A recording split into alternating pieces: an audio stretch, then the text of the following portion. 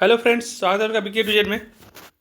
ये video social science से related है और इकोनॉमिक्स में बफर स्टॉक से आप क्या समझते हैं, ऐसा क्वेश्चन कभी कभी बन जाता है। और बफर स्टॉक आपको समझना भी ज़रूरी है क्योंकि ये बड़े लेवल का एग्जाम का भी टॉपिक है, इसको समझना चाहिए आपको।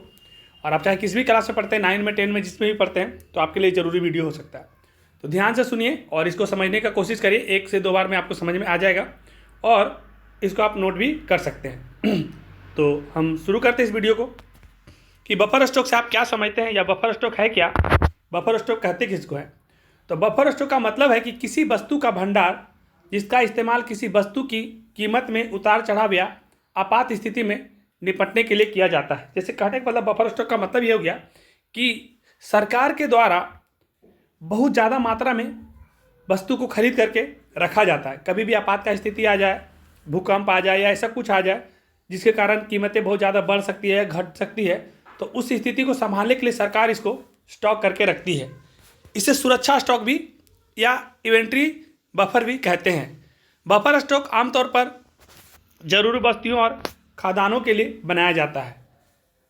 और ये बफर स्टॉक को केंद्रीय पूल भी कहते हैं। एक तरह से डायरेक्ट हम लोग को केंद्र सरकार डायरेक्ट लोगों तक पहुंचाती है ज़रूरत के समय में, जिसे केंद्रीय पूल भी कहते हैं।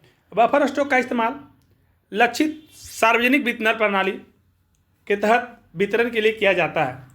बफर स्टॉक का इस्तेमाल सूखे, फसल की बर्बादी या ऐसे ही किसी अन्य आपात स्थिति में निपटने के लिए किया जाता है। जब भी कभी ऐसा स्थिति देश में आ जाए कि जब खाने का दिक्कत हो जाए, तो कम से कम जरूरी चीज़ लोगों को जिंदा रहने के लिए कम से कम भूखे ना मरे, तो उसके लिए सरकार ऐसा कुछ करके रखती है कि बहुत सारे खाद्यान्न फसलों को खरीद करके अपने गोदाम में रखती है और ज़रूरत पड़ने पर लोगों को मुहैया कराया जाता है, जिसमें आप सार्वजनिक वितरण प्रणाली को भी जानते होंगे, जिसको जनरल भाषा में हम लोग कोटा कहते हैं। बफर स्टॉक के लिए सरकार भारतीय खाद्य निगम यानी कि FCI, food corporation of India की मदद से खाद्यान्नों को खरीदती है। और ये बफर स्टॉक के लिए क्या करती है सरकार कि FCI के मदद से, फूड कॉर्पोरेशन ऑफ इंडिया की मदद से ये बहुत सारा सामान को खरीद करके उसके गोदाम में रखती है और जब भी जरूरत पड़ता है तो लोगों को मुहैया करवाती है। आप देखें कोरोना का टाइम में जो 5 kg अनाज था गरीब लोगों के लिए, उसको 10 kg कर दिया गया था, ताकि कम से कम वैसे आपात की स्थिति में लोग बाहर कमाने नहीं जा सक रहे थे, तो कम से कम भूखे ना मरे, तो उसके लिए सरकार ये करके रखती है। बफर स्टॉक की कीमत स्थिर रखने मुद्रास्फीति को रोका जा सकता है। और बफर स्टॉक से क्या होता है कि किसी भी वस्तु का कीमत स्थिर रहता है। मान लेते खाद्यान्न वाला फसल का अगर स्टॉक करके रखे नहीं सरकार और उस आपात की स्थिति में उसका बहुत ज़्यादा दाम बढ़ा दिया जाएगा, तो फिर सोचिए कि लोगों का क्या होगा, तो मुद्रास्फीति हो जाएगा, तो इसीलिए उसको रोका जा सकता है।